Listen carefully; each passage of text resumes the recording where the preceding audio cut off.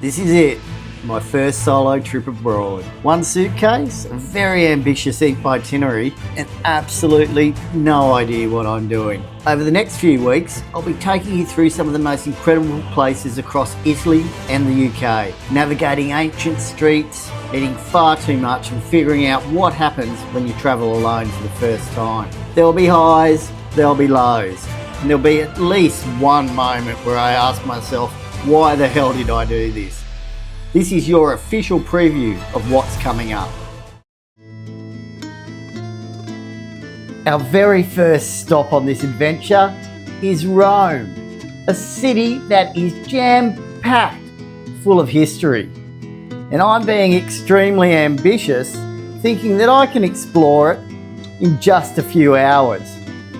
And it doesn't take long for things to really start to go wrong. Accommodation, fail. Weather, fail. Tour, that's another fail. Here's hoping the rest of my trip doesn't pan out this way, otherwise I might just pack my bags and come home. And the city itself, absolutely stunning. Boarding a train, and with a very, and I mean very quick stop in Florence, we head to Genoa, an underrated gem where I quickly learn that solo travel is 90% wandering aimlessly and 10% wondering what my next meal will be. Also, the pesto here is amazing.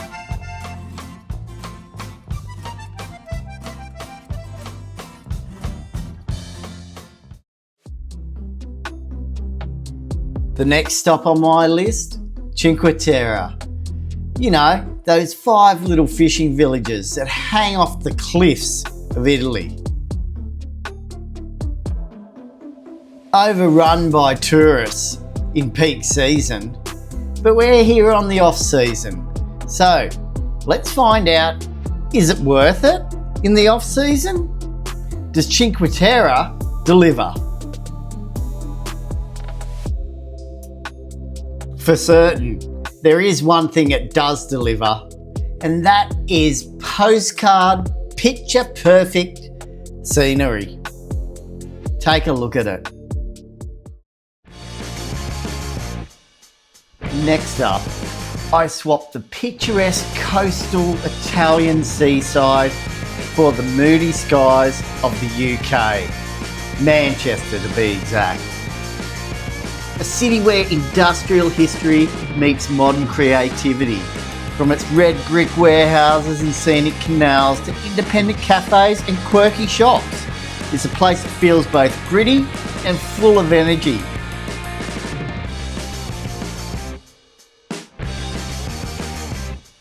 With so many things to explore in Manchester, we walk quickly. Rain or shine, Manchester, it keeps things interesting.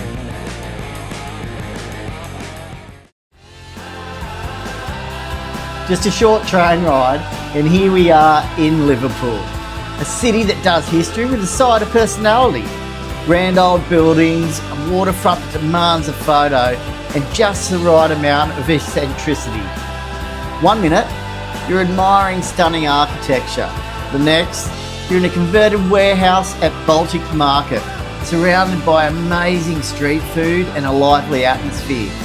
It's a place that doesn't take itself too seriously. And that's exactly why it's worth exploring.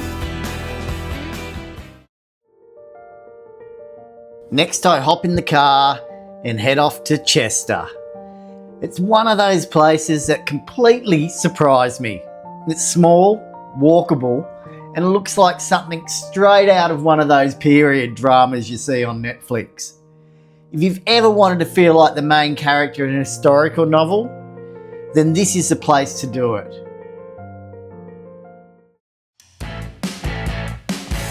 Now, let's change the mood and up the ante as we head to Scotland's Glasgow. A city of contrasts, old meets new, Grand meets gritty. One moment you're admiring historic buildings, the next you're dodging a sudden downpour. A truly Scottish experience. And we've almost made it on this whirlwind adventure. Our last stop, Edinburgh. Edinburgh, a city that feels like you've just stepped into a storybook, complete with cobbled streets, moody skies because we are still in the UK after all, and just the right amount of mystery. 1 minute, you're weaving through narrow alleyways that seem to have no end. The next, you're in the middle of a bustling market, wondering if you've accidentally time travelled. It's historic, it's atmospheric, and it's effortlessly intriguing. Oh yeah, and there's that one other thing too, the castle. We're going to check that out as well. So that's it in a nutshell, and the plan for this series. One solo traveller, 2 countries, countless experiences, and probably a few mistakes along the way. If you're ready for the adventure, make sure to subscribe. First episode drops on Friday, so let's get to it.